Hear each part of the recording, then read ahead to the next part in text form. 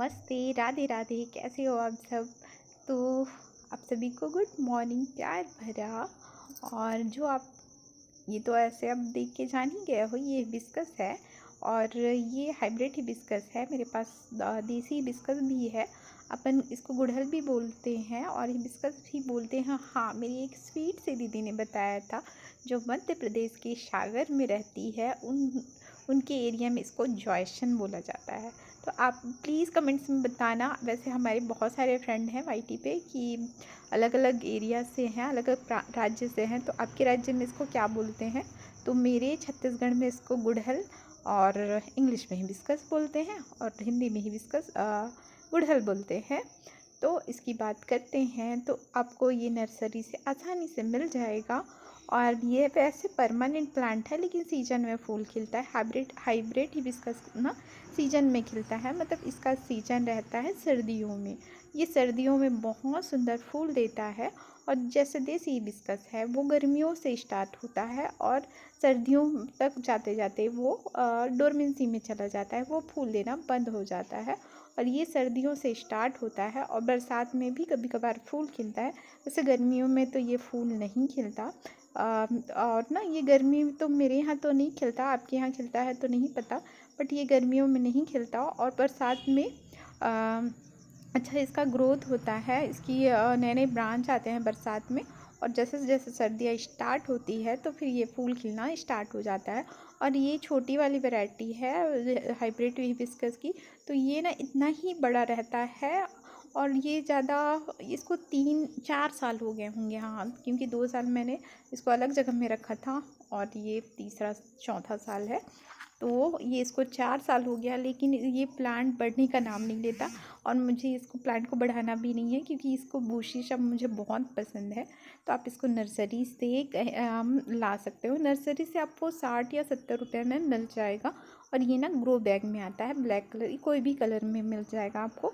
तो ना ये ग्रो बैग में आता है। तो ग्रो बैग में क्या होता है, इसमें ना प्लास्टिक की टोकरी लगी रहती है इसके अंदर, ग्रो बैग के अंदर। आप ज़रूर चेक कीजिएगा। और कभी कभी ना ये लाल मिट्टी में आती है। लाल मिट्टी चिकनी होती है, उसमें ना कोई भी पौधा अच्छे से सक्सेस नहीं होता। तो आप क्या करोगे, जब इसकी रिपोर्टिंग करोगे आप तो उस लाल मिट्टी को हटा दीजिएगा। और जो ग्रो बैग तो हटाओगे ही, लेकिन ग्रो बैग के अंदर में ना एक प्लास्टिक की टोकरी दी रहती है, तो प्लास्टिक की टोकरी को भी आप कट करके हटा दीजिएगा। नहीं तो आप प्लास्टिक की टोकरी से ही तो उसको रिपोर्टिंग करोगे ना प्लांट को, तो ना फिर वो अच्छे से सक्सेस नहीं हो पाएगा। और उसमें ना रूट बाउंड का खतरा रहेगा और क्या बोलते हैं, उसकी जड़ अच्छे से फैल नहीं पाएगा। तो ना आप उसको हटा के इसकी रिपोर्टिंग तैयार कीजिए। और ये देखिए, ये गुलाबी कलर का है हिबिस्कस। तो ये ना आज एक ही फूल खिला है और ये नहीं खिला है अभी ज़्यादा। इसमें बड्स वैसे आए हैं, लेकिन हाँ इसकी पत्तियों में थोड़ा सा प्रॉब्लम आ रहा है। तो ऐसा ना मैग्नीशियम की कमी के कारण होता है, ऐसा बोलते हैं। और ऐसा है मैग्नीशियम की कमी के कारण। तो इसमें ना मैं एप्सम सॉल्ट का छिड़काव कर दूँगी और कुछ जैसे कुछ एप्सम सॉल्ट इसके जड़ में डाल दूँगी, तो ये ठीक हो जाएगा। तो और ना आप इसमें फिटकरी भी डाल सकते हो। फिटकरी जैसे डालोगे ना तो फिटकरी में पोटेशियम सल्फेट, एल्युमिनियम सल्फेट की मात्रा होती है। तो जैसे फिटकरी अगर डालोगे तो आप जैसे फिटकरी पाउडर फॉर्म में है तो आधा चम्मच फिटकरी कोई भी पौधे में डाल देना और आधा चम्मच फिटकरी को पानी में घोल लेना और पूरे पत्तियों में छिड़काव कर दोगे ना, तो इसमें कीट पतंगे नहीं आएंगे। जैसे चींटी का अटैक होता है, मीलीबग का अटैक होता है, तो इसके लिए बहुत अच्छा फ़ायदा होता है। जैसे मीलीबग का अटैक ये है देसी हिबिस्कस। देसी हिबिस्कस खिला हुआ है हमारे यहाँ। वैसे ये गर्मियों में किसी किसी के यहाँ गर्मियों से स्टार्ट होता है, लेकिन ये मेरे यहाँ साल भर फूल दे रहा है। तो कहीं कहीं पर खिलता है और कहीं कहीं पर गर्मियों में स्टार्ट होता है फूल देना।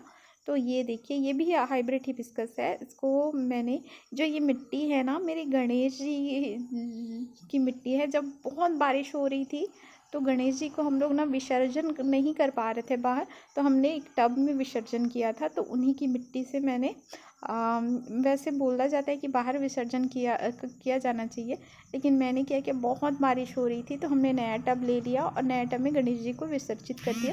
तो जो उनकी मिट्टी बची थी उनमें मैंने पौधा लगा दिया। तो वो ये वही पौधा है। और ये देखिए ये रेड कलर का हिबिस्कस है।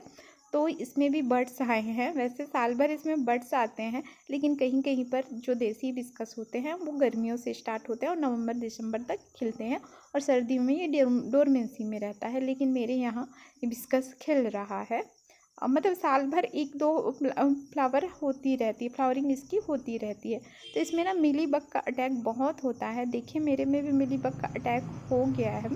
तो इसमें ना आप फिटकरी डाल सकते हो, फिटकरी का पूरा छिड़काव कर सकते हो, या फिर आप घर के में आपके घर में डिटॉल होगा, डिटॉल से भी आप डिटॉल को एक चम्मच एक ढक्कन जो आता है उसके ढक्कन में एक ढक्कन डिटॉल को पूरे 1 लीटर पानी में घोल लेना और पूरे पत्तों में छिड़काव कर दोगे। और जिस जिस बर्ड्स में मिलीबग का अटैक हुआ है उसमें भी आप छिड़काव कर दोगे तो भी भग जाएगा। तो मैं कुछ देर में आपको करके दिखाऊंगी। मैं शैम्पू, जैसे शैम्पू भी आप यूज़ करोगे ना तो शैम्पू से भी ये भग जाता है और पौधे को कोई परेशानी नहीं होता, वो भी मैं आपको दिखाऊंगी। तो आप चाहो ना, जैसे इसकी मिट्टी को ना एसिटिक मिट्टी पसंद होती है, तो आप इसमें ना इसकी मिट्टी में आधा चम्मच फिटकरी का छिड़काव कर दोगे, डाल दोगे ना फिटकरी, उसको लिक्विड फॉर्म में डाल देना। जैसे आधा चम्मच फिटकरी है तो उसको पानी में घोल के डाल दोगे ना तो इसकी मिट्टी एसिटिक हो जाएगी और अच्छे से इसकी जड़ों को भी अच्छा फ़ायदा करेगा और इस जड़ को मजबूत बनाएगा। और जैसे जड़ में कुछ कीट पतंगे फंगस लग गया है ना तो जड़ को भी मजबूत करता है।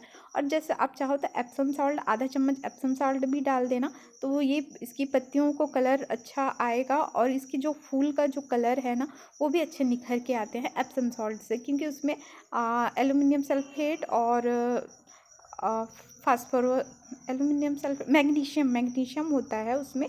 तो वो पौधों के लिए बहुत फ़ायदा होता है। तो ये देखिए मैं ना इसमें शैम्पू डाल के आपको दिखाती हूँ कि शैम्पू से आप, जैसे ये 1 लीटर का जग होगा तो मैं 3 लीटर जग पानी ले लेती हूँ और ना इसमें शैम्पू डाल दूँगी, 2 चम्मच शैम्पू करीब डालूँगी। तो ना इसमें आप घोल के भी दिखा दूँगी कि पौधों को कुछ प्रॉब्लम नहीं होता। तो मैं ऐसे ही करती हूँ। तो ये शैम्पू, कोई भी शैम्पू आप यूज़ कर सकते हो, लगभग 2 चम्मच के करीब। 1 चम्मच में भी हो जाएगा, लेकिन ना मिलीबग का अटैक ज़्यादा हुआ है तो मैं उस पर 2 चम्मच ले रही हूँ। झाग बहुत ज़्यादा आ रहा है तो आप चाहो तो 1 चम्मच पानी और मिला सकते हो। और ये देखिए झाग आ गया है शैम्पू का। तो मैं पूरे पौधों में पानी पूरे पौधों को अच्छे से धो दूँगी। तो ना आप चाहो तो स्प्रेयर से भी आप स्प्रे कर सकते हो, लेकिन मैं इस स्प्रेयर का यूज़ नहीं करती, मैं हाथ से ही कर देती हूँ। और ये देखिए मैंने पूरे पत्तियों को धो दिया है, क्योंकि ना मैं एक हाथ में कैमरा पकड़ा है ना तो अच्छा से हाथ पकड़ने का वो नहीं हो रहा है। तो ना आप देख लेना, आप खुद यूज़ करके देखना। अगर आप शैम्पू उससे पानी में डाल के अगर पौधों को अच्छे से धोगे, या फिर किसी वो चावल का जो पानी आता है उसमें भी आप अच्छे से धोगे ना तो आपका 50% मिलीबग ना हट जाएगा, और 50% अगर बच जाता है तो आप दूसरे दिन भी इसका छिड़काव कर देना, ये भग जाएगा। देखिए मैंने दिखाया था ना बड्स में पूरे बहुत सारे थे तो हट गए हैं, और ये जो फूल है ना उसमें थोड़े से बचे हुए हैं। तो मैं इसमें कल अच्छे से स्प्रे कर दूँगी, या फिर ना आप पाइप से ना, देखिए चींटी है अभी भी, क्योंकि मैंने सामने में नहीं किया, लेकिन ना फूल इससे बहुत अच्छे होते हैं, हार्ड होते हैं इसके फूल। जो हाइब्रिड हिबिस्कस के में डाला है मैंने, अभी देसी में तो नहीं डाला है, देसी में अभी फूल बड्स आए हैं, फूल नहीं आए हैं। तो ना अब तेज पाइप से भी ना अगर अच्छे से बड्स को या पौधे को अच्छे से धो दोगे ना तो मिलीबग नीचे उतर जाता है। मिलीबग ना क्या होता है, वो नीचे उतरता है ना तो वो उसके बाद और नहीं लगता। वो चींटियाँ आती है ना, चींटियाँ अगर आएगी ना तो मिलीबग का अटैक होता है। तो इसका ध्यान रखिए कि चींटी मत आए। और ना आप फिटकरी का छिड़काव करते रहिए बीच बीच में, तो ये मिलीबग का अटैक नहीं होगा। और ये अगर ज़्यादा अटैक हो गया ना तो आप शैम्पू का यूज़ कर सकते हो, पौधों को कोई नुकसान नहीं होता, इसकी गारंटी मैं आपको देती हूँ, क्योंकि मैं करती रहती हूँ। शैम्पू से पूरे पौधों को नहला देती हूँ। जैसे मैंने बड़ा वाला भी पौधा दिखाया था ना तो पूरे बड़े वाले पौधों में भी मैं शैम्पू का पानी यूज़ कर देती हूँ, और वैसे पौधों को कुछ नहीं होता। वैसे गुड़हल का पौधा सर्दियों में खिलता है, हाइब्रिड हिबिस्कस का जो पौधा होता है ना वो सर्दियों में खिलता है। हाँ, मैंने इसकी मिट्टी के बारे में नहीं बोला। तो जैसे आप इसको गमले में लगा रहे हो ना, तो इसकी मिट्टी वेल्ट्रिन ही तैयार कीजिएगा। एक भाग खाद का, एक भाग रेत का और एक भाग मिट्टी का, तीनों को मिक्स करके आप इसकी मिट्टी तैयार करिएगा। और जैसे ड्रेनेज होल का भी ध्यान रखिएगा कि पानी अच्छे से बाहर निकल जाए, क्योंकि ना अगर इसकी मिट्टी में देखिए इसके बाद का फूल है। तो कुछ देर के बाद मैंने इसको वीडियो लिया था, तो आप देख सकते हो फूल बहुत ही प्यारे और खूबसूरत दिख रहे हैं। इसको कोई दिक्कत नहीं हुआ शैम्पू से धोने के बाद। मेरे को एक बात और कहना था कि इस प्लांट को आप धूप में ही रखिए। धूप जितना ज़्यादा पड़ेगा फूलों पर, फूल बहुत ही बड़ा होगा और अच्छा सेप आएगा उसका।